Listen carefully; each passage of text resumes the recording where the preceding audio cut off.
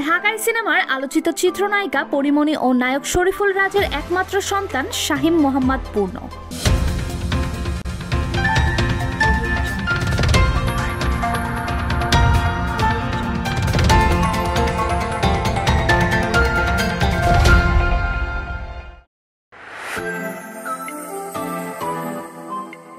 ঢাকাই সিনেমার আলোচিত চিত্রনায়িকা পরিমণি ও নায়ক শরীফুল রাজের একমাত্র সন্তান শাহীম মোহাম্মদ পূর্ণ। 2021 সালের 17 অক্টোবর গোপনে বিয়ে করেন এই তারকা জুটি। মাত্র 7 দিনের পরিচয়ে বিয়ে করেছিলেন তারা।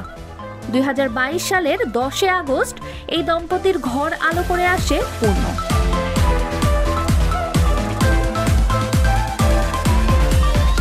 এর 1 বছর পরই বিচ্ছেদের পথে হাঁটে রাজপরী দম্পতি। সংসার ভাঙনের পর সন্তানকে নিজের কাছেই রেখে দেন পরিমণি। ছেলের সকল দেখভালের দায়িত্ব নিজ হাতে তুলে নেন তিনি। অন্যদিকে রাজ ব্যস্ত হয়ে পড়েন তার ব্যক্তিগত জীবন নিয়ে।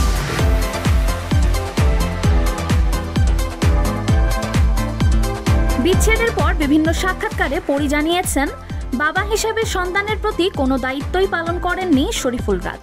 সবটা তার নিজেরই সামলাতে হয়েছে।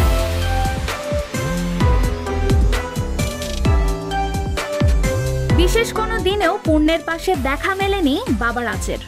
যেসব ঘটনা নিয়ে আক্ষেপও শোনা গেছে পরীর কণ্ঠে, একসঙ্গে ক্ষোভও ছিল প্রাক্তন স্বামীর প্রতি।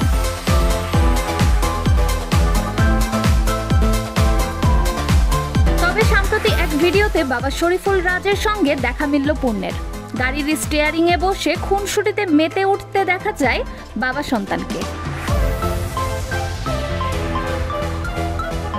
সেই মুহূর্তের ভিডিও ফেসবুকে প্রকাশ করেছেন শরীফুল রাজ। লিখেছেন, আমার ছেলের প্রতি আমি কিভাবে ভালোবাসা প্রকাশ করতে পারি। পৃথিবীর কাছে আপনি একজন মানুষ হতে পারেন, কিন্তু একজনের কাছে আপনি হয়তো পৃথিবী। তোমাকে ভালোবাসি আমার চ্যাম্প। এরপরই নতুন বছরের শুভেচ্ছা জানান শরীফুল রাজ।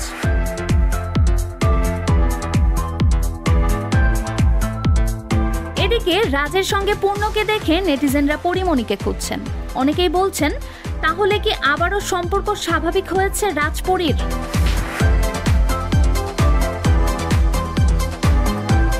এমন প্রশ্নের কারণও অবশ্য রয়েছে, কারণ বিভিন্ন সাক্ষাৎকারে রাজের প্রতি তার ক্ষোভ প্রকাশ করেছেন পরিমণি।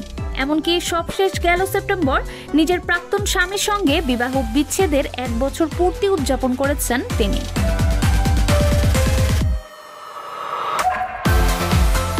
সেখানে রাজের সঙ্গে পরীর ছেলেকে ঘুরে বেড়াতে দেখে অন্তর্জালে বিভিন্ন গুঞ্জন, প্রশ্ন সৃষ্টি হয়েছে।